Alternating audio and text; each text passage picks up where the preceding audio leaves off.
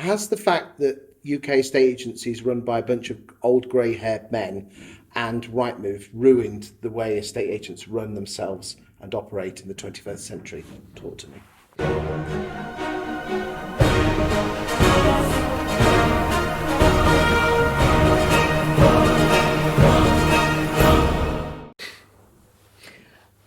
Well, I think it's a big generalisation. However, there's some truth in generality, and I think that it's not about old men with grey hair. What it's about senior management tends to have grown up in an era and been successful over a career, and what has worked historically doesn't necessarily suit you for today's environment. So, for example, if you've grown up, we see lots and lots of customers and prospective customers like this, they've grown up with the newspaper industry, and that has worked for them. They faithfully and steadfastly believe that that is it's the answer to all the questions, and that is kind of true. And that generation has now largely gone, and that management team is now largely in a portal era. They're sort of they've kind of swapped. They've moved the baton over, haven't they? They've moved on to Rightmove, and I think that is another key to why second part of your question really is, because Rightmove has served the applicant, and Zoopla, and On the Market, has served the applicant so well in terms of aggregating all the properties together, but particularly Rightmove with its whole of market inventory, has served the need of the applicant. It's kind of suppressed the need for the estate agent to do marketing up until now. And now that it's matured and it's settled down and people are looking around and are learning about the next generation of all the kind of lead generation stuff that we've been speaking about, that's moving on. But still, you've got management who may have grown up in an era of portals, and they might say, that was the era that made me successful. But surely the portals are there to sell the houses, not to generate leads for the agents. Well, the two are blended together, because oftentimes an applicant is just a vendor in disguise, and you're trying to work out which ones are which, and so you can't separate the two. And also the portals have vendor generation products as well, and some of the portals are helping with lead generation too these days. Surely it should be the agent's responsibility to generate their own leads from their own actions, not be reliant on Rightmove and Zoopla.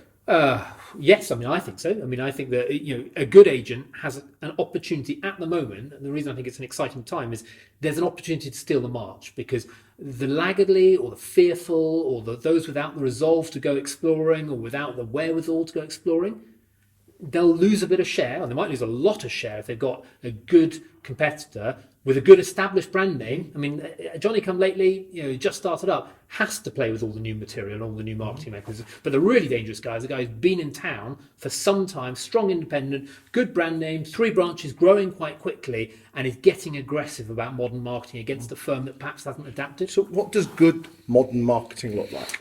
Well, I think good marketing in any generation is balanced. It's got to have a bit of everything, so you're not reliant on one source. You've got to have a bit of good SEO, so your chassis of your website's got to be really good technically. It's got to have a good content strategy, which you know all about, to make sure that helps bolster the SEO and helps the user experience. It's got to have good conversion rate on your website.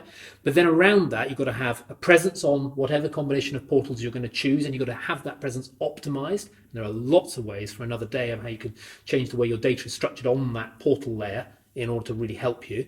And then the modern stuff that we've been talking about, lead generation, whether it's pay-per-click or paid social, or some of the really new stuff, which is property targeting on social, just getting out to that frontier of the newer marketing mechanisms and bringing them into the mix in the right proportions.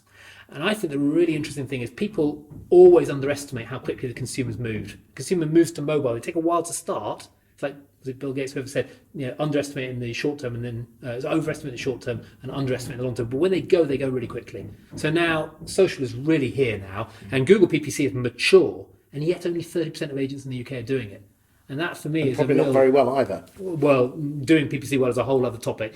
But we talked about that in the previous. We have. So it's a case of doing great Google AdWords. It's a case of doing great social adverts, and also more organic stuff as well. And great content, yeah. Great content. That's an awful lot of time and effort, if you don't mind me saying. It is, and that's. And by the way, the fifth element we were missing on the thumb there is a great underlying chassis, and I would say that coming from Homeflow, but a great underlying website to catch it all, because that's the foundation block on which everything. Well, that's your virtual shop, isn't it? It really is. It's your branch these days. It's more important than your branch, getting that right in many ways these days. Isn't it weird that people will spend thousands of pounds a month on rent, but will balk at a couple £100 a month? And that is the subject of another of our videos. Is like one of the big mistakes is like saving 50 quid or 100 quid a month on your website is is just the biggest fallacy if that website was better quality, because you then layer all of your brand marketing, all of your newspaper advertising, all your PPC, all your SEO. There's 10 times by volume as many visitors, unique people going to your website, going to your branch. Our benchmarking survey can pretty accurately picture that. And so, it's just such a false economy to not get the chassis right as well underneath the thing. So what do you think good agents should be doing? What's the first, if there's one thing that they could make a change, just open their eyes, come and have a chat with you guys? We'll definitely come and have a chat with us, and we do free reviews, and they're not sort of trite reviews. We'll properly look underneath the bonnet, because we obviously hope it turns to a relationship. Just say for the record, Jeremy has not paid a penny to be here.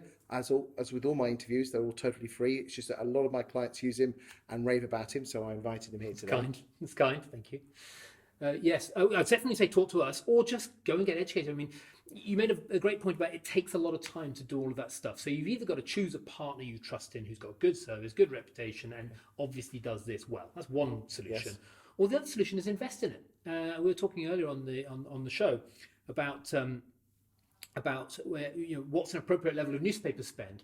I mean, I think if you do all that marketing stuff without a member of staff to function, we often advise clients, the next thing is not to buy something else from us, but is to buy a member of staff whose sole focus is to use this car properly, to use this website properly. Because there's no point having the fanciest car in the world unless you can put a good driver into it. And so as you grow as a business, part of the chemistry is around the team that you have doing the online marketing to go with it. Now that's hardest as a single branch independent. And the sort of the trite answer is look for the youngest negotiator who's going to understand this stuff. I think we can be a bit more sophisticated than that these days, because digital expertise doesn't necessarily correlate just to the age in the office. It used to be 5-10 years ago, it was a pretty good proxy. But find the person who wants to do this and carve them a bit of dedicated space and a bit of salary structure to reward them for doing this. Even if you're just a 3, 4, 5 person firm, you've got to learn about this stuff and you've got to get into it and lean in. Thank you very much. Thank you.